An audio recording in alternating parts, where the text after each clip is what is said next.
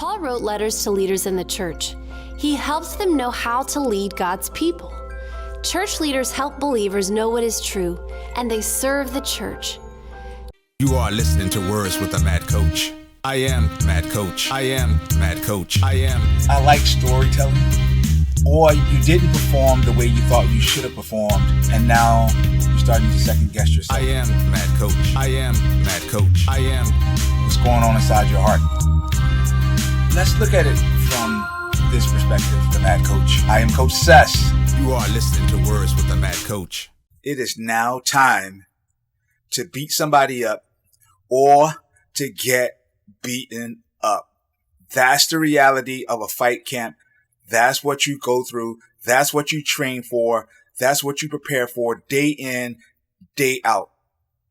You're going to beat somebody up or you're going to get beaten up. And you're going to get beaten up if you don't take this thing seriously. But you beat somebody up through preparation and meticulous focus, paying attention to the small, finer details. What are those details? Well, number one is focus. All right. When we talk about focus, that is the basic nature of training. You train your mind, you train your eyes, you train your ears on one simple task. And that task is winning the fight. And the first fight or the next fight up for us is December 18th. That is your main and primary focus in life right now for the next 6 weeks. When it comes to mindset, let's break those two things up. Let's use our minds and let's set.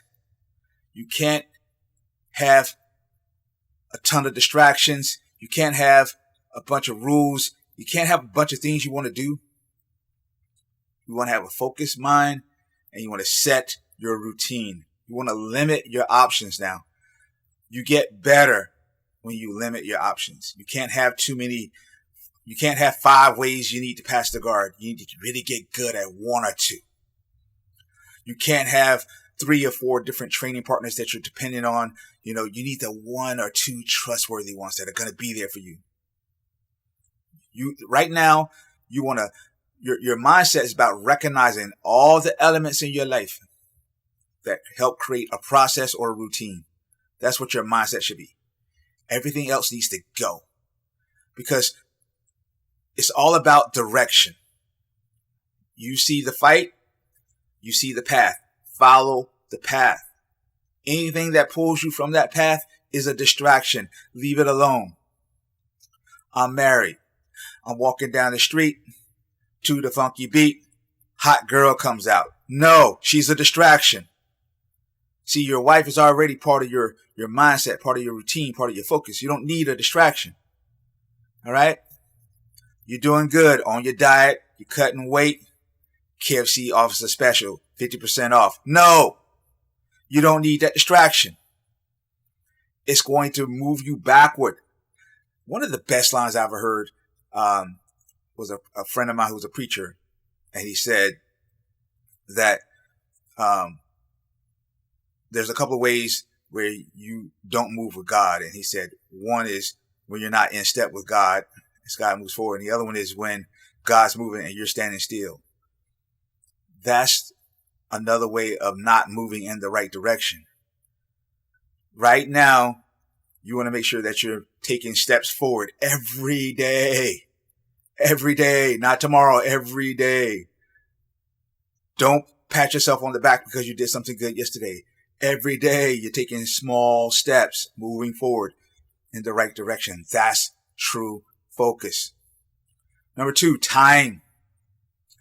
Let's look at time like this. There's continuous time. That means the time from today, now, you listening to this, and December 18th. Every day in between, that's continuous time. All right? That's chronological time. We keep moving in that direction. Don't try to be perfect today.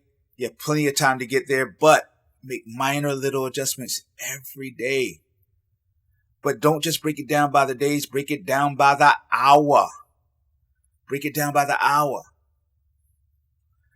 If you have an hour to give, take advantage of it. 20 minutes to give. Take advantage of it. That's continuous time. You're always moving to the goal, moving toward the goal. You're always in the fight. You're always in the fight. All right. Your mindset is based on what's going to happen to you on December 18th. Why is that important? Well, some guy is going to be trying to smash your face in. And that's why I started this off by saying you're going to beat somebody up, or somebody's going to beat you up. You've got to let that become a reality so that you maintain your focus.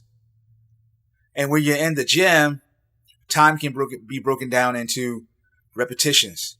Time can be broken down into rounds, or the length of the round. So if you're doing 4 rounds and you think, man, I'm doing something, I'm doing it big, I'm doing it good, you're not doing shit. All right. And also you want to look at time based on how much time you're not training. The more time you're talking, you're not training. The more time you're getting water, you're not training. I'm not saying that water's not important. I'm just saying don't use it as an excuse. In a 2-hour training session, there's no reason that you need to go to the bathroom 5 times. You're training for a fight, preparing your mind, preparing your body. And another important aspect of time is deliberate intensity. So it's not going to do you any good just to go through the motions of all your techniques and all your drills. It's deliberate intensity. There's a certain amount of aliveness that you have to have in each repetition that you do. If you don't have that repetition, you don't have that aliveness, I don't know what you're doing. All right, you're dancing out there. And coaches, you can't let your trainees get away with it. Don't make them comfortable. Anytime I see a smiling face when nothing has happened to him, I push harder.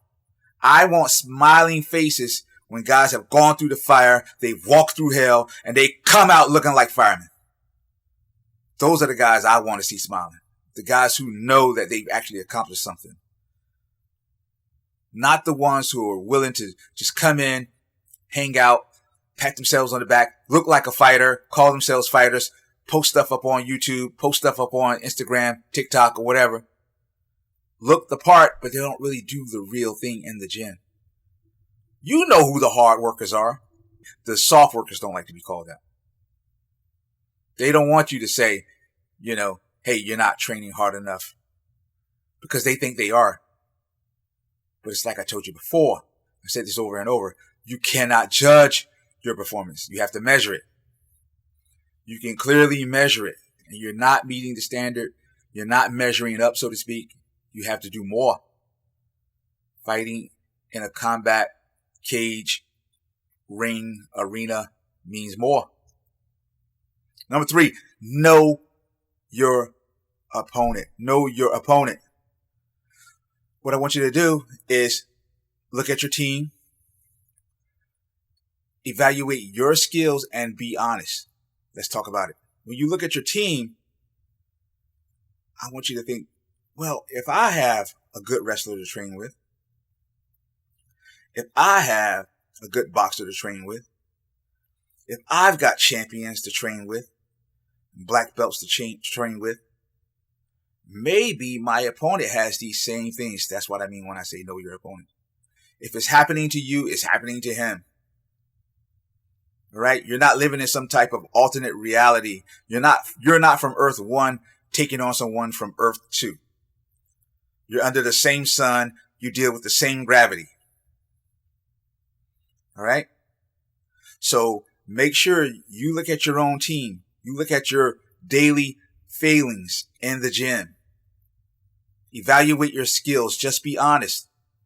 You're not tall enough. You're not strong enough. You're not fast enough. You don't have a great jab. You don't have a great takedown. You use your energy in a misguided way. You're sporadic. You're all over the place. Be honest with yourself about that. Most people, when they evaluate their skills, they're not honest.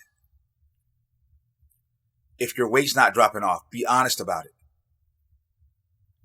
If you're afraid, be honest, because this is the way you get over it. You have to confront yourself. Get over it. Because somebody's going to beat you up or you're going to beat somebody up. That's the reality of a fight.